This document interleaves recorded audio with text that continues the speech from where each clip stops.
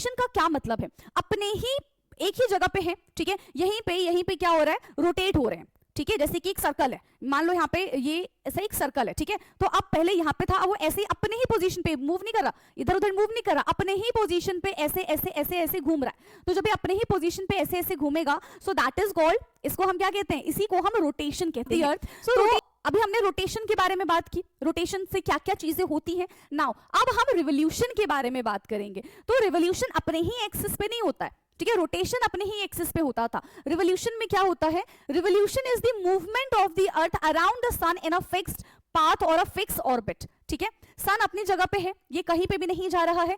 जो हमारा अर्थ है, जो हमारा प्लैनेट है, वो क्या करेगा, सन के चारों ओर एक इमेजिनरी पाथ पे चक्कर लगाता रहेगा, ठीक है। और पूरा चक्कर लगाने में सन के पूरे चारों तरफ घूमने में अर्थ को कितना समय लग जाता है? यस, 365 दिन लग जाते हैं और 6 घंटे अलग से लगते हैं, है ना। क्या होता है सोलर इक्लिप्स? जब मून जो है वो सन और अर्थ के बीच में आ जाता है एंड मून सारी की सारी सनलाइट को ब्लॉक कर देता है, अर्थ पे नहीं जाने देता, that is called solar eclipse. इसी को हम solar. Hello class 7th, welcome to Saneet Guru fundamental. मैं हूं निकी पंडित एंड आज की क्लास में हम कर रहे हैं अर्थ, मून एंड द सन का वन शॉट। सो फाइनली इसके बाद हमारे सारे के सारे चैप्टर हो जाएंगे फिनिश। एंड इसके बाद हमें क्या करना है, ऑलरेडी मैंने आपको बताया है कि आप मुझे कमेंट में बताएंगे कि आपको किस टॉपिक में दिक्कत आ रही है, किस टॉपिक में प्रॉब्लम आ रही है, हम उस टॉपिक को पढ़ेंगे, ठीक है। चलो, तो इससे पहले के जितने भी चैप्टर्स हैं उन सब के वन शॉट हमने कंप्लीट कर लिए हैं, ठीक है। आप जाके सेम प्लेलिस्ट में सारे के सारे वन शॉट देख सकते हैं। सारे के सारे वन शॉट हमने कोशिश की विद इन 30 मिनट में ही कवर करें, ठीक है। चलो, so let's start this chapter and ये बहुत प्यारा हमारा चैप्टर है जहां पे हम अर्थ के बारे में जानेंगे, मून के बारे में जानेंगे, सन के बारे में जानेंगे। अगर ये तीनों एक साथ आ गए तो क्या होता है, ठीक है। अगर सोलर इक्लिप्स है तो उसमें क्या होता है, लूनर इक्लिप्स में क्या होता है, तो ये सारी की सारी चीजें हम इस चैप्टर में जानने वाले हैं, ठीक है। तो सबसे पहले हम बात करते हैं इस चैप्टर के इंट्रोडक्शन के बारे में, ताकि हमें थोड़ा और बेहतर तरीके से इस चैप्टर के बारे में पता चले, ठीक है। सो we observe many daily and yearly change in the sky. Of course, her time हमको चांद सितारे या फिर जो हमारे अर्थ, ये नॉट अर्थ, हमारे जो मून की पोजीशन है वो एक जैसी नहीं दिखती है ना, हमें थोड़ी अलग अलग दिखती है, ठीक। Sun rises in the east and set in the west. Of course sun हर दिन ईस्ट से राइज होता है एंड वेस्ट में जो है वो सेट हो जाता है ना। डे एंड नाइट हर दिन होते हैं, ठीक है। अभी दिन है, फिर कुछ टाइम के बाद शाम हो जाएगी, रात हो जाएगी, है ना, और फिर अगले दिन क्या हो जाएगा, सेम रूटीन जो है वो फॉलो होता रहेगा। सीजन चेंज होते रहते हैं, जैसे अभी बहुत ठंड है, ठीक है, फिर उसके बाद क्या आ जाएगी, हल्की हल्की गर्मी आना शुरू हो जाएगी, फिर वापस से सारे के सारे सीजन्स जो हैं वो खुद को रिपीट करते रहेंगे। Stars appear to move, stars हमको ऐसे मूव होते हुए नजर आते हैं, है ना। And these changes happen not because the sun move but, ठीक है, ये सब क्यों हो रहा है भाई, ऐसा नहीं है कि सन मूव करता है, सन मूव नहीं करता कभी भी, है ना, अर्थ मूव करता है, सन तो अपनी जगह पे रहता है। जो हम बोलते हैं ना कि sun rise from east and set in the west, तो ऐसा सन नहीं करता है, ये हमारे अर्थ के रोटेशन की वजह से हमको ऐसा लगता है, ठीक है। एंड हम यहाँ पे बहुत इंपॉर्टेंट मोशन के बारे में पढ़ेंगे जो अर्थ कॉज करता है, that is rotation and revolution, okay. Now सबसे पहले हम बात करते हैं रोटेशन ऑफ द अर्थ। तो रोटेशन का क्या मतलब है, अपने ही एक ही जगह पे है, ठीक है, यहीं पे क्या हो रहा है, रोटेट हो रहे हैं, ठीक है। जैसे कि एक सर्कल है, मान लो यहाँ पे ये ऐसा एक सर्कल है, ठीक है, तो अब पहले यहाँ पे था, अब वो ऐसे ही अपने ही पोजीशन पे मूव नहीं कर रहा, इधर उधर मूव नहीं कर रहा, अपने ही पोजीशन पे ऐसे ऐसे ऐसे ऐसे घूम रहा है। तो जब ये अपने ही पोजीशन पे ऐसे ऐसे घूमेगा, सो दैट इज कॉल्ड, इसको हम क्या कहते हैं, इसी को हम रोटेशन कहते हैं। So rotation is the spinning of earth on its own axis, अपने ही एक्सिस पे घूमते रहना is called rotation. And axis is an imaginary, ऐसा नहीं है कि रियल में ये सारी की सारी लाइन रियल में एग्जिस्ट नहीं करती हैं, ये सारी की सारी लाइन हमारी बनाई गई हैं, ये सारी की सारी लाइन इमेजिनरी है, ठीक है। So axis is an imaginary line passing through the North Pole and the South Pole. जब एक अर्थ, ठीक है, एक ही अर्थ है, जब अर्थ पूरा एक कंप्लीट रोटेशन कर लेता है तो 24 घंटे बीत जाते हैं, मतलब 24 घंटे में पूरा वो एक रोटेशन कंप्लीट करता है, ठीक है।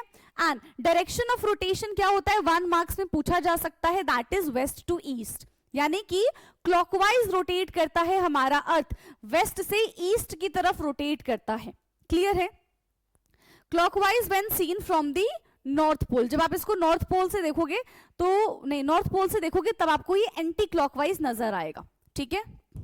Now the next one is merry go round, ठीक है, एनालॉजी। यहां पे क्या है, जिस तरीके से जब आप ऐसे मैरी गो राउंड में जैसे झूला झूल रहे होते हैं ना, तो आपको क्या लगता है कि जो सामने है ना, या फिर जो झूला नहीं झूल रहा है वो भी मूव कर रहा होता है ना, आपके अकॉर्डिंग, बट इन रियलिटी वो मूव नहीं करता। तो ऐसा ही यहां पे भी होता है, ठीक है। अर्थ हमारा मूव कर रहा है, सन मूव नहीं कर रहा, लेकिन हमको क्या लगता है कि भाई हम मूव नहीं कर रहे हैं, सन मूव कर रहा है, स्टार्स मूव कर रहे हैं, ये बाकी सारी की सारी चीजें मूव कर रहे हैं एंड हम रुके हुए हैं। So object appear to be move in the opposite directions when we rotate. जब हम ऐसे रोटेट हो रहे तो सारी चीजें हमको उल्टी रोटेट होती हुई नजर आती है। याद है ना, जब आप ट्रेन में बैठे हुए होते हो, जब आप बस में बैठे हुए होते हो, तो इस डायरेक्शन में जाते हो तो आपको क्या लगता है, बाकी के लोग पीछे की डायरेक्शन में मूव हो रहे हैं, है ना, आपको लगता है कि पेड़ जो है वो पीछे की तरफ भाग रहे हैं और आप आगे की तरफ जा रहे हो। ऐसा होता है कि नहीं होता है? तो यहाँ पे भी सिमिलर चीजें हमको देखने के लिए मिलेंगी। Similarly the sun appear to move but actually the earth rotate.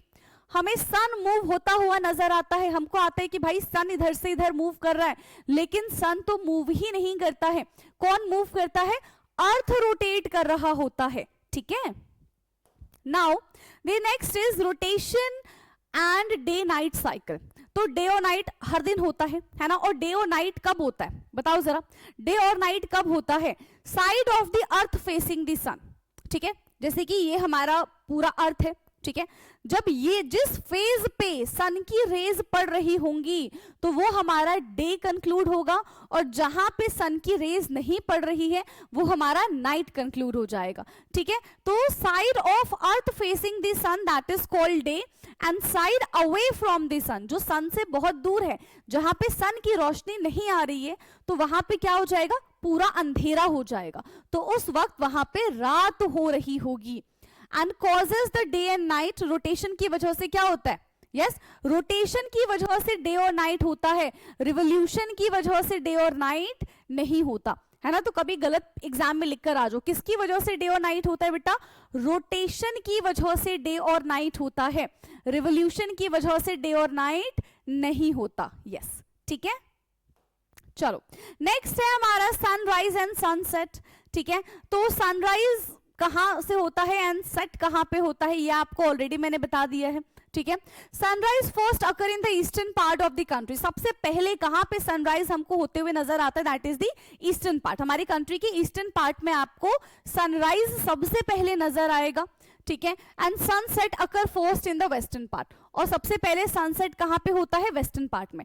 तो सनराइज ईस्टर्न पार्ट में होता है एंड सनसेट जो है वो वेस्टर्न पार्ट में होता है, ठीक है। रीजन क्या है इसका? सेम ही रीजन है, earth rotate from west to east. तो हमारा जो सन है वो कैसे राइज होता है? ईस्ट टू वेस्ट राइज होता है। कॉन्सेप्ट समझ में आया? हमारा जो अर्थ है जिस डायरेक्शन से रोटेट होता है उसके ऑपोजिट डायरेक्शन से सन जो है वो राइज करता है, ठीक है। आ गया समझ में? ओके। नाउ नेक्स्ट है हमारा अपीयरेंट मोशन ऑफ स्टार्स। तो हमको जो सितारे हैं, जो तारे हैं, है ना, वो हमको कैसे लगते हैं कि हाँ वो मूव कर रहे हैं, टिमटिमाते तो हमको लगता ही है, बट रियलिटी में वो कोई टिमटिमाते नहीं है, ठीक है, ना ही वो मूव कर रहे होते हैं, ठीक है। बाकी हमारी अर्थ तो मूव कर ही रही है, तो सारी चीजें हमको ऐसा लगता है कि हाँ ये मूव कर रही होती है, ठीक है। So stars appear from move from east to west. Star हमें ईस्ट से वेस्ट की तरफ मूव होते हुए नजर आते हैं। एंड पोल स्टार, जिसको हम ध्रुव तारा भी कहते हैं, वो हमेशा कैसा रहता है बेटा? फिक्स रहता है अपनी जगह पे, है ना, और उसकी कंपैरिजन में बाकी सारे के सारे स्टार्स हमको रोटेट होते हुए नजर आते हैं। एंड ये सारी चीजें किसकी वजह से होती है? अर्थ के रोटेशन की वजह से होती है, ठीक है। ये सारी की सारी चीजें हमें किस वजह से नजर आती है बेटा? अर्थ के रोटेशन की वजह से नजर आती हैं, okay. Now the next is rotation. तो जब हमारा प्लैनेट यानी कि जब हमारा अर्थ पूरा एक रोटेशन कर लेता है, तो पूरा एक रोटेशन करने में उसको कितना समय लगता है? पूरा एक रोटेशन करने में उसको पूरे 24 घंटे लग जाते हैं, जो दिन और रात के बराबर होते हैं। ठीक है, किसके बराबर होते हैं बेटा? जो दिन और रात के बराबर होते हैं। And apparent motion of the sun, moon and the stars. ठीक, now the next is revolution of the earth. तो अभी हमने रोटेशन के बारे में बात की, रोटेशन से क्या क्या चीजें होती हैं। नाउ अब हम रिवोल्यूशन के बारे में बात करेंगे। तो रिवोल्यूशन अपने ही एक्सिस पे नहीं होता है, ठीक है, रोटेशन अपने ही एक्सिस पे होता था। रिवोल्यूशन में क्या होता है? Revolution is the movement of the earth around the sun in a fixed path और अ फिक्स ऑर्बिट। ठीक है, सन अपनी जगह पे है, ये कहीं पे भी नहीं जा रहा है। जो हमारा अर्थ है, जो हमारा प्लैनेट है, वो क्या करेगा? सन के चारों ओर एक इमेजिनरी पाथ पे चक्कर लगाता रहेगा। ठीक है, और पूरा चक्कर लगाने में सन के पूरे चारों तरफ घूमने में अर्थ को कितना समय लग जाता है? यस, 365 दिन लग जाते हैं और 6 घंटे अलग से लगते हैं, है ना। 365 दिन और 6 घंटे लगते हैं अर्थ को सन के चक्कर लगाने में। क्लियर? जिसको हम पूरा 1 साल कहते हैं। ठीक है, अब देखो 6 घंटे हुए, अब अगर अर्थ ने 4 साल ये चक्कर लगा लिए तो 6 4 जा 24 हो गया, तो 24 का मतलब 1 डे हो जाता है ना। इसीलिए हर 4 साल में एक बार फैब में 29 डेज होते। क्यों? क्योंकि वो यही 6-6 घंटे मिलके हर 4 साल में पूरा एक दिन बनाते हैं, जो कि फैब के टाइम में आता है और जिसको हम लीप ईयर के नाम से जानते हैं। ठीक है, 29th of Feb is called leap year, जो हर एक 4 साल में आपको नजर आएगा। ठीक है, सो यहां पे क्या है? Revolution is the movement of the earth around the sun in a fixed path called orbit, जो कि बिल्कुल इमेजिनरी होता है ना। Shape of the orbit nearly circular, मतलब इमेजिनरी है बट हम मान के चलते हैं कि इस तरीके से सर्कुलर शेप में होता है। एंड पूरा राउंड लगाने में 365 दिन और 6 घंटे लग जाते हैं। And 6 hour leads to a leap year every 4 year, हर 4 साल में ये 6 घंटे मिलके एक लीप ईयर का फॉर्मेशन करते हैं। ठीक, now the next is changing view from the night sky. So basically यहाँ पे क्या है? अर्थ जो है वो रिवॉल्व करते हैं अराउंड द सन, है ना, जिसकी वजह से क्या होता है? Direction in which we took into the space changing the year. Now different stars and constellations are seen in different month. हाँ जी, हर बार आपको सेम तारे नजर नहीं आ सकते, अलग मंथ में आपको अलग स्टार्स नजर आएंगे। क्यों? क्योंकि हमारा जो अर्थ है वो भी तो घूम रहा है ना। अब मान लो कुछ स्टार्स इधर है, कुछ स्टार्स इधर है, अगर हमारा अर्थ अभी इस डायरेक्शन में है तो हमको ये वाले ही तो स्टार्स नजर आएंगे। थोड़ा सा अगर हमारा अर्थ ऐसे घूम गया तो इधर वाले स्टार्स नजर नहीं आएंगे, अब इधर वाले स्टार्स नजर आएंगे। फिर ऐसे घूम गया तो फिर इधर वाले स्टार्स नजर आएंगे, बाकी सारे स्टार्स हमको नजर नहीं आएंगे। तो यहाँ पे हर अलग अलग मंथ में हमको अलग अलग स्टार्स, अलग अलग कॉन्स्टलेशंस हमको देखने के लिए मिलते हैं। ठीक है, जैसे कि example, Orion visible in winter, not visible in summer. तो जो ओरियन है एक पैटर्न है, ठीक है, वो हमें विंटर में देखने के लिए मिलता है, यानी कि अभी के टाइम पे आपको देखने के लिए मिल जाएगा, लेकिन ये सेम चीज हमको समर के टाइम पे देखने के लिए नहीं मिलता है। ठीक, now next one is season two the earth. अब देखो, रोटेशन की वजह से दिन और रात होते हैं, है ना, एंड रिवोल्यूशन की वजह से सीजन्स में चेंज आते हैं। किसकी वजह से चेंज आते हैं बेटा? रिवोल्यूशन की वजह से हमें सीजन्स में चेंज देखने के लिए मिलते हैं। तो व्हाई डू सीजन्स अकर? तो seasons are caused by the, क्या क्या रीजंस है, पॉइंट बाय पॉइंट नोट करेंगे। Tilt of the earth axis, season किसकी वजह से? देखो यहाँ पे इस तरीके से दिख रहा है, ये नॉर्थ पोल है, इस तरीके से थोड़ा सा टिल्टेड है। तो ये जो सीजन्स चेंज होते हैं इनके रीजंस क्या है? Because tilt towards the tilt earth axis, दूसरा है revolution of the earth, and तीसरा है spherical shape of the earth. तो earth axis is tilted and remain tilted at the earth revolve. इस वजह से पता है ज्यादा लंबे टाइम तक हम गर्मी फील करते हैं रेदर देन ठंड। ठीक है, क्योंकि हमारा अर्थ जो है वो हल्का सा ऐसे टिल्टेड फॉर्म में है, एंड इसी की वजह से अब देखो टिल्टेड फॉर्म में भी है, प्लस वो रिवोल्यूशन भी कर रहा है, तो सन के जितना पास आएगा उतनी ज्यादा गर्मी बढ़ेगी, सन से जितना दूर जाएगा उतनी ज्यादा हमको ठंड लगनी शुरू हो जाएगी।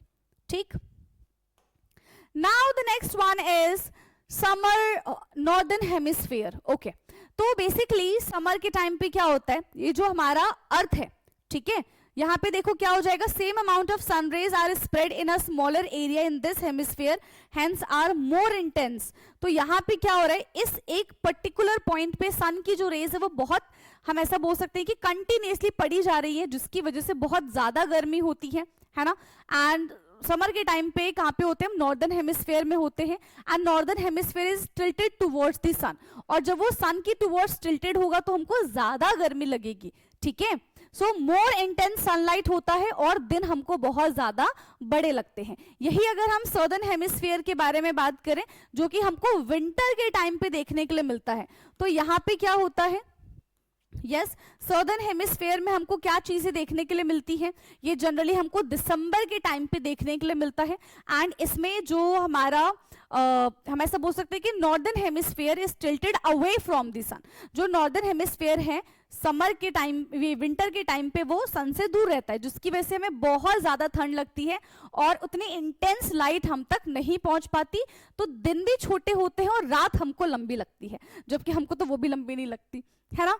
Now seasons are reversed in the southern hemisphere. तो जो चीजें नॉर्दर्न हेमिस्फीयर हमने देखी थी वो बिल्कुल इसका ऑपोजिट हो जाता है सदर्न हेमिस्फीयर में, ठीक।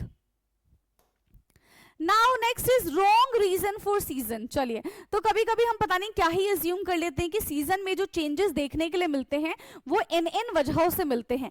तो earth is closer to the sun in summer, तो exactly this is not the reason. अभी जो टिल्टेड वाला पार्ट बताया था दैट इज द रीजन, ठीक है। तो इस वजह से समर नहीं आता, रॉन्ग है ये। Earth orbit is oval, no it is elliptical, ठीक है। कैसा होता है, ओवल नहीं होता है, इलेप्टिकल होता है। And earth is actually closest to the sun in January. देखो क्या कह रहे हैं, जो अर्थ है वो जनवरी के टाइम पे सबसे ज्यादा क्लोज होता है, जनवरी के टाइम पे हमको बहुत ज्यादा ठंडी लगती है। तो फर्स्ट ऑप्शन तो हमारा ऐसे ही गलत हो गया कि earth is closer to the sun in the summer, ठीक है। जबकि सबसे ज्यादा क्लोज कब होता है अर्थ, जनवरी के टाइम पे होता है, मतलब अभी के टाइम पे हम ये सन के बहुत ज्यादा क्लोज है, ठीक है। नाउ यहाँ पे हम बात करते हैं स्कॉलिस्टिक एंड इक्विनॉक्स के बारे में। सो बेसिकली स्कॉलिस्टिक में क्या है, समर स्कॉलिस्टिक की अगर हम बात करें तो ये 21 जून को हमें देखने के लिए मिलता है। एंड ये 1 मार्कर क्वेश्चन में आ सकता है कि लॉन्गेस्ट डे कब आता है। तो लॉन्गेस्ट डे आता है हमारा 21 ऑफ जून। एंड सबसे शॉर्टेस्ट डे की अगर हम बात करें तो वो हमारा आता है 22 of December, that is called winter solstice, ठीक है। तो विंटर स्कॉलिस्टिक हमारा 22 of December, that is the shortest day in the northern hemisphere. And अगर हम समर स्कॉलिस्टिक की बात करें दैट इज 21 जून, ये हमारा longest day in the north hemisphere होता है, ठीक। Now the next one is equinox.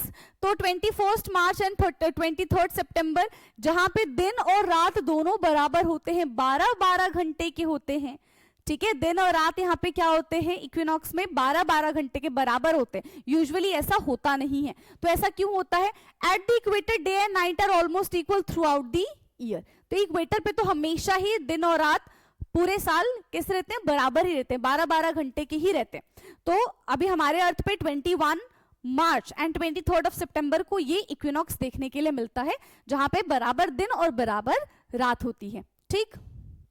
Now अब हम आ जाते हैं अपने इंपॉर्टेंट टॉपिक पे, दैट इज दी इक्लिप्स। यहां से क्वेश्चन आता है, ठीक है। इक्लिप्स से तो 100% क्वेश्चन आएगा। सो बेसिकली इक्लिप्स होता क्या है, जब सेलेस्टिशियल बॉडीज है ना एक दूसरे के कांटेक्ट में आ जाते हैं, बिल्कुल आमने सामने आ जाती हैं लड़ने के लिए इस तरीके से, तो उसको हम बोलते हैं इक्लिप्स। तो यहाँ पे आपको क्या दिख रहा है, सन है, सेंटर पे मून है और यहाँ पे हमारा अर्थ है। तो ये मून क्या कर रही है, सन की लाइट को रोक रही है अर्थ पे जाने से, तो यहाँ पे इक्लिप्स लग जाता है। And that Eclipse is called, क्या बोलते हैं इसको हम, सोलर इक्लिप्स बोलते हैं। क्या बोलते हैं बेटा, इस इक्लिप्स को हम सोलर इक्लिप्स बोलते हैं। तो व्हाट इज सोलर इक्लिप्स, हाँ क्या होता है सोलर इक्लिप्स, जब मून जो है वो सन और अर्थ के बीच में आ जाता है एंड मून सारी की सारी सनलाइट को ब्लॉक कर देता है, अर्थ पे नहीं जाने देता, that is called solar eclipse. इसी को हम सोलर इक्लिप्स कहते हैं। अब यहाँ पे दो टाइप के सोलर इक्लिप्स होते हैं। कौन कौन से टाइप के? एक होता है हमारा टोटल सोलर इक्लिप्स और एक होता है हमारा पार्शियल सोलर इक्लिप्स। तो टोटल सोलर इक्लिप्स में पूरी लाइट को कवर कर देता है एंड पार्शियल सोलर इक्लिप्स में आधा लाइट यानी कि आधा या फिर आधा से ज्यादा लाइट को क्या करता है, वो कवर कर लेता है, अर्थ पे जाने नहीं देता। ठीक है, यहां पे देख लो, टोटल सोलर इक्लिप्स में क्या हो जाएगा, सन इज कंप्लीटली कवर्ड टोटल वाले में and visible only in small area. इस तरीके से टोटल सोलर इक्लिप्स हो जाएगा।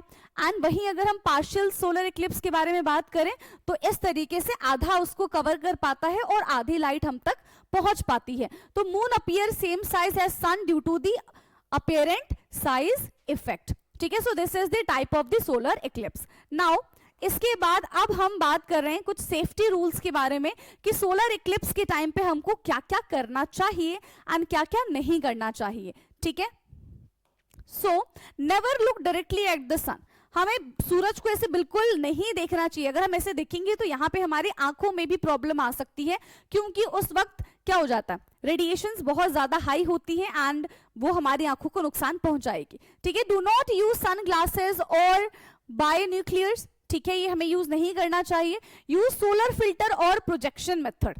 ठीक है, सेफ्टी के लिए बात कर रहे हैं। एंड अटेंड प्लानिटेरियम प्रोग्राम्स, तो वहां से आप जाके पूरा का पूरा नजारा देख सकते हैं, इंस्टेड ऑफ अपनी आंखों से देखने से बेहतर है। ठीक, now the next one is lunar Eclipse. अब देखो, सोलर इक्लिप्स में अभी हमने बात की थी कि सन, ये मून जो है वो बीच में आ जाता है और ये अर्थ पे लाइट नहीं आने देता है सन की, that is called solar Eclipse. ठीक है, लूनर इक्लिप्स में क्या होता है, अर्थ बीच में आ जाता है ना, अर्थ बीच में आ जाता है और अब वो मून के पास लाइट जाने नहीं देता।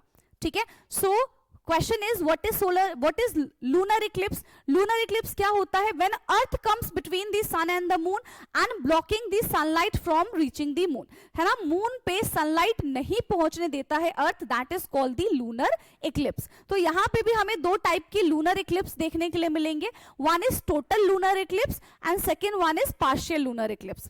तो टोटल लूनर इक्लिप्स में क्या होता है, moon fully in the earth shadow, moon जो है पूरा का पूरा अर्थ के शेडो में होता है एंड वो हमको रेडिश दिखता है, जैसा यहाँ पे आपको दिख रहा है ना।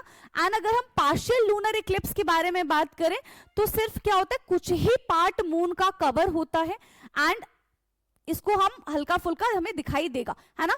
तो lunar eclipse is safe to watch with the naked eyes, लेकिन सोलर इक्लिप्स को हम नहीं देख सकते हैं। ठीक है, so this is an example, आपने देखा भी होगा solar eclipse and lunar eclipses को। ठीक है, नाउ नेक्स्ट है, यहां पे हम सोलर इक्लिप्स और लूनर इक्लिप्स को कंपेयर करते हैं। तो सोलर इक्लिप्स में क्या होता है, मून जो है वो सन और अर्थ के बीच में आ जाता है। वहीं जब हम लूनर इक्लिप्स के बारे में बात करते हैं तो अर्थ जो है वो सन और मून के बीच में आ जाता है।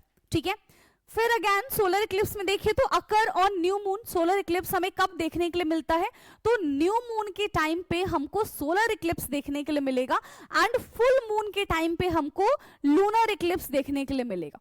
ठीक है, सोलर इक्लिप्स को हम डायरेक्टली नहीं देख सकते, ये हमारे लिए सेफ बिल्कुल भी नहीं है, लेकिन लूनर इक्लिप्स को हम आराम से देख सकते हैं, ये हमारे लिए खतरा नहीं है। ठीक है, सोलर इक्लिप्स ऐसा नहीं है कि हर जगह हमको देखने के लिए मिलेगा, एक स्मॉल एरिया पे ही हमको देखने के लिए मिलता है, लेकिन जब हम लूनर इक्लिप्स के बारे में बात करते हैं तो it is visible over the large area, बहुत ज्यादा, ऐसा कि हमारे स्टेट में भी दिखेगा, फिर आपको कहीं और पे भी दिखने के लिए मिल सकता है। तो ऐसे लार्ज एरिया में हमें लूनर इक्लिप्स देखने के लिए मिलता है, बट सोलर इक्लिप्स हर जगह नहीं होता, बहुत स्मॉल एरिया में होता है। ठीक है, सो यहाँ पे हमारा चैप्टर होता है खत्म एंड यहाँ पे कुछ हम की एग्जाम पॉइंट के बारे में बात करते हैं, जैसे कि रोटेशन की वजह से डे और नाइट होता है, रिवोल्यूशन की वजह से सीजन एंड ईयर में चेंज आता है। ठीक है, axis tilt cause season, axis जो है वो टिल्टेड होते हैं जिसकी वजह से सीजन में चेंज आता है। सनराइज सबसे पहले ईस्ट में होता है, ठीक है, और सनसेट जो है वो सबसे पहले वेस्ट में होता है। पोल स्टार जो है वो हमेशा फिक्स रहता है। सोलर इक्लिप्स में मून लाइट ब्लॉक कर लेता है सन की एंड लूनर इक्लिप्स में अर्थ ब्लॉक कर लेता है लाइट को। ठीक है, वो मून के ऊपर लाइट नहीं पड़ने देता अर्थ। ठीक है, और सोलर इक्लिप्स में मून लाइट को ब्लॉक कर लेता है, वो अर्थ पे लाइट को आने नहीं देता। तो ये थे हमारे कुछ एग्जाम पॉइंट्स जो कि बेहद इंपॉर्टेंट थे। एंड इसी के साथ हमने अपना ये आखिरी चैप्टर भी कर लिया है समाप्त। एंड आई होप कि चैप्टर आपको समझ में आया होगा। बिल्कुल ये हमारा क्विक रिवीजन या फिर जिसको आप रैपिड रिवीजन बोलते हो, ये था हमारा। प्लस अगर आपको लॉन्ग वीडियोस भी देखने हैं तो आपके लिए हर एक चैप्टर का 3 से 4 लेक्चर में लॉन्ग वीडियोस बनाए गए हैं। एनसीईआरटी लाइन बाय लाइन वहां पे कराई गई है। आप चाहे तो उस प्लेलिस्ट को भी फॉलो कर सकते हैं, क्लास 7th के नाम से आपको मिल जाएगी। ठीक है, चलिए तो बाकी का डिस्कशन अब हम करेंगे अपने नेक्स्ट लेक्चर में। तब तक के लिए पढ़ते रहिए। Thank you so much.